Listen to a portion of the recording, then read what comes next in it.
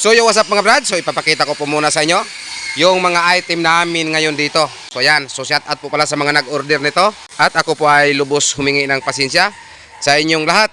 Lalo na po sa mga nag-chat sa amin at sa mga nag-comment po sa aming post na hindi ko po na-replyan lahat nang dahil po sa sitwasyon namin dito ngayon. So yan, kung makikita ninyo, napaka-sobrang busy po namin talaga.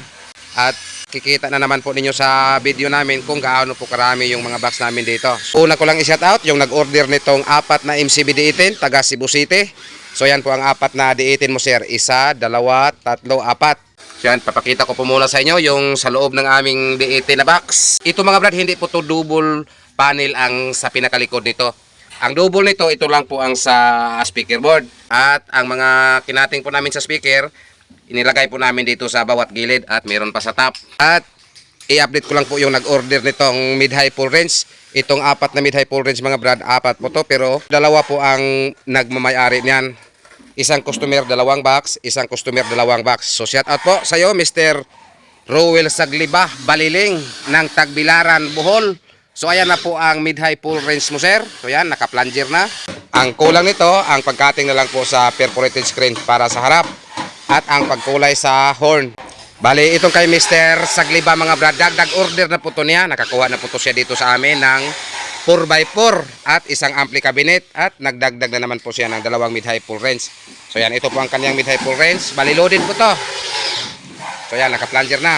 At ito po kay Mr. Customer ng taga Consolacion Norte ng Cebu. So yan na po ang mid-high full range mo sir, Mr. George Allen. So shout out po sa inyo sir. So yan na po. Pagkatapos itong video na to, ako po ay magpunta sa tindahan para po magbilis sa mga ikakabit niyan. Itong D18 wala po tong speaker, box lang po ang pinagkasunduan namin. At again, shout out po sa iyo Mr. Customer ng taga Banilad, Cebu City. So yan na po ang ampli cabinet mo sir. So itong kay Mr. Customer ng taga Banilad mga brad, complete package pa rin to. So yan, meron pong kasama nito na 2x2 setup, 2 mid-high full range at 2 MCB D15. So yan po ang kanya, bali package po to. So ito po ang nakikita ninyo sa nauna naming post, yung kulay dilaw na sinamtest po namin. So ito po yon. Ready for shipment na po to. So meron pang nakabalot dito. So sa iyo naman Mr. Scout Ranger Vlog, so ito na po ang horn sa inyong mid-high bullet. At ito po ang box, binalot po namin dahil napaka-alikabok po dito sa amin. Bali ito, ready for shipment na po to. Meron po kaming ready for shipment patungo ng Davao at Bayugan. So ito po ang sa Bayugan. Ayan kung nakabalot yan. So yan, meron pang nakabulagta dito. Mid-high po ito lahat. Hindi ko natandaan kung sino pong nag-order nito. Hindi ko hawak yung mga listahan nito. At ito pa, shout out Mr. Customer ng taga Hagnaya Norte ng Cebu. So yan, meron po siyang dinala dito sa amin na sample. Dinala po niya dito sa amin para papinturahan at ipagaya po ang forma nito. So dahil hindi po kami ang gumawa nito. So yan, iba po ang sa amin. So yan, yung sa kanila naka-straight lang. Sa amin merong pakurba. So yan, pakita namin. So ito po ang sinasabi ko mga brad na wala pong standard ang DIY. Dahil kaming mga box maker, magkaiba po ang sukat, magkaiba po ang design. So kaya po sinasabi ko na wala pong standard ang sukat pagdating sa DIY. Tulad nito, mid-high box, ito po ang mid-high namin. So yan, magkakaiba po sa kanila. So ito po ang sa amin, merong straight dito ng 4 inches, tapos may pakurba ng pagganon.